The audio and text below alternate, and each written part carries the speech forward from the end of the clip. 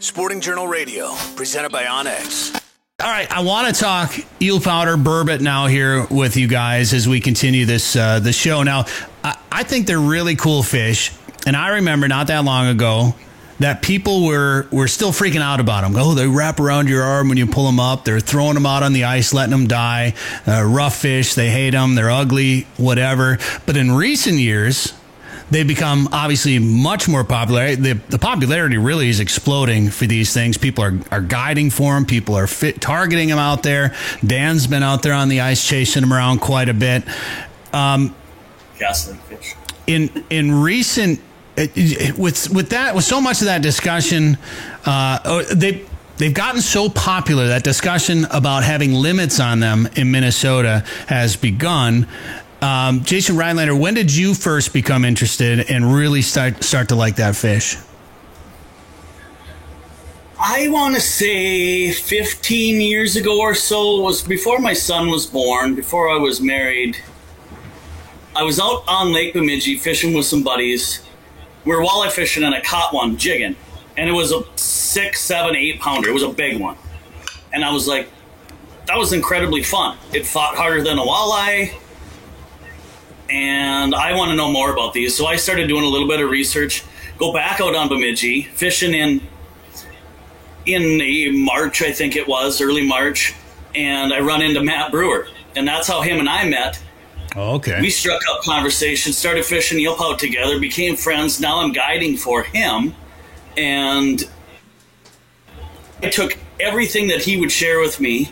And he got me in with the big nasty spoons. He knew Adam before anybody else would. Heck, Adam was hardly even selling them at that point. And then I just took it to a whole nother level. I really got into it and started exploring lakes and asking anybody I could, like, have you ever caught, like, where have you been catching eelpout when you're walleye fishing and this and that? And they're like, oh, everybody shared information because nobody cared.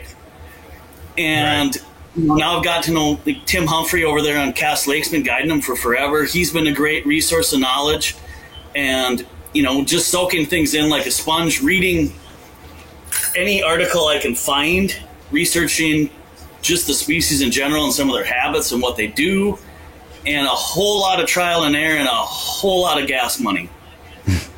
And it was a fun adventure. I mean, I still enjoy the hunt and going out and trying different lakes, but it's always everybody likes big fish. So I'm always going after big fish. So there's a lot of local lakes that I'm not necessarily fishing a ton anymore.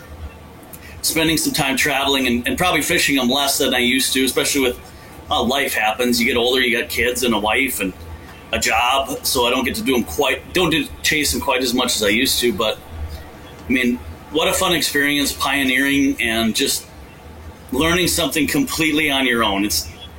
There wasn't articles, there wasn't episodes on TV about eelpout. It was go figure it out, and it was an incredible experience. And I got to do a lot of it with this guy. Yeah, it still is an incredible experience. I mean, and it still is pioneering. We got to help the DNR out with a study on eelpout that really they had no information on the species. And when we say we got to help out, it wasn't like we were wearing lab coats or anything, but we got to catch the fish and help catch the fish and watch the whole process. And there were other anglers that got to do that too.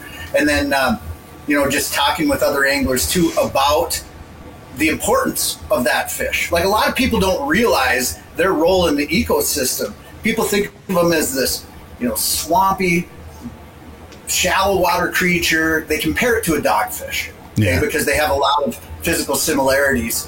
And in reality, eelpout have very stringent clean water requirements. So if you would have a decline in water quality, that would be the first species that's affected. So as a landowner or as a conservationist, as an outdoors person, wouldn't you want to know if you were seeing that type of decline?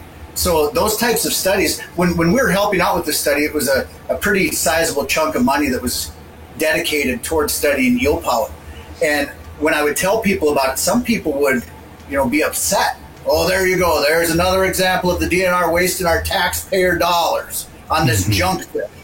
But it's not. It's an important species. And now you're starting to see this shift in how people are treating the fish and how they're respecting the fish and seeing it as something that's fun to catch, good to eat. Although even that part has changed, where people are being, very much more conservation minded in how many they keep, because it's not just this endless resource.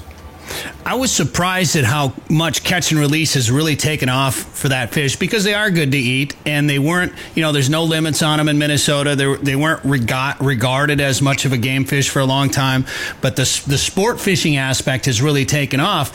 And I know I would have conversations with Dan when he was up in Bemidji going to school up there, and they'd be targeting these fish. I'd be like, man, did you cook some of those up? They're good to eat. And he goes, no, we always put them back. I don't think you guys really ever kept any, did you? I think I ate one. Yeah. I ate it, and it was good, but I felt the need to not ever do it again, because it's fun to watch them swim back. Well, of course, and I'm a big proponent of catch and release, there's no doubt, but I also love to eat fish. So, I have no problem, like, say, walleyes going from 6 down to 4. I have no problem with that, or even going down to 3, really, for that matter. You keep a couple. I don't like to free. I usually eat it before it makes it to the freezer, so I don't feel the need to go out and have to catch a limit all the time. And for some of the trophy fish, like when I go up to Saskatchewan, all our big fish, of course, always go back, or for that matter, any big fish that I catch anywhere always goes back. So I'm a proponent of that, but I've been surprised at how much catch and release has been involved with the eel pout guys. I think there's anglers that are keeping some for a meal, and with any fish, heck yeah, have at it. There is no limit, and that's the one thing that makes me nervous is it's getting more popular. The best time to fish them is pre-spawn and spawn. So, there's that ethical piece of it too. But there's nothing wrong with keeping a couple of those 3 to 5 pounders and taking those back straps in the tail and eating them. On a normal year, I might catch 300 eel pout. Let's just make up a number. I keep and clean 4 a year, probably 1 meal. What? Most of the time, I'm not getting home till 1 or 2 o'clock in the morning. This is all cheese, and that's what I'm getting. Looking at your physique, it's way more than 4 years. Well, I think fish is healthy. I probably don't eat enough fish. So, do you guys think that they should be putting limits on those on eel pout, Minnesota? I've been working with the DNR on that through my connections at Linder Media, Jeremy Smith and Ty Shadeen, and have been involved in several emails, surveys, questionnaires. I had one phone call with, I don't even know who the person was, just kind of asking me questions. And so I've been doing my part, and I know it's coming. Yeah. I think but it's not you don't just flip a switch. I think it's got to go through legislature. I don't even think the DNR, I think all the DNR does is recommend the legislature, and legislature who sets that stuff. Because it's a law. So there's a lot of hoops to jump through. And the other species in the conversation was Tullibee, Cisco. Yeah. They're talking about putting limits on those too, because they're the popularity and with Cisco numbers depleting in some certain lakes, they want to start protecting those as well. And those are good to eat too, and surprisingly good to eat. I think a lot of people don't realize that, just how good table fare they can be, and also fun to catch too. And I've seen people in recent years start to guide for Tullibee and even whitefish too, kind of a different species to target out there. Spawn balls have to be one of the more unique events in nature here in Minnesota, don't you think? 100%. Yeah, what a unique thing. And even just to have a fish that spawns underneath the ice is very unique in itself. So the whole species is just, if you look at it, it's so dynamic, it's so wild. It's the only freshwater member of the cod family. Yep. Yeah. I've been able to watch a few spawn balls. Some internet videos where they got them actually on video. But I don't own one. We noted in the Newlywed Game, I don't spend money on fishing stuff, so I don't have a live scope. But my friends do, and I was able to watch some spawn balls on live scope, which was pretty awesome to watch. Crazy. And learned a ton watching that thing on some behavior. That's some secret stuff that's for another podcast. But Yeah, just some of the behavior aspects of what they do when they're doing that was a really cool experience. I think they're fun to catch. They always trick me. I always think I'm catching a big walleye until they fight them for a little bit. And then you can tell that there's a difference there. But when you're fishing for walleye and you catch a burbot, sometimes it's a little disappointing, but they're still fun to catch because they tend to be good fighters and bigger fish. And I think they just look cool. I just think the coloration on them and what would you call the ventriculation? Would that be the right word for it? That's a big word. I don't even know what that word means. I know in lake trout they've got the lines. I know eelpout have kind of some similar markings. Anyway, I think they look like pretty neat fish.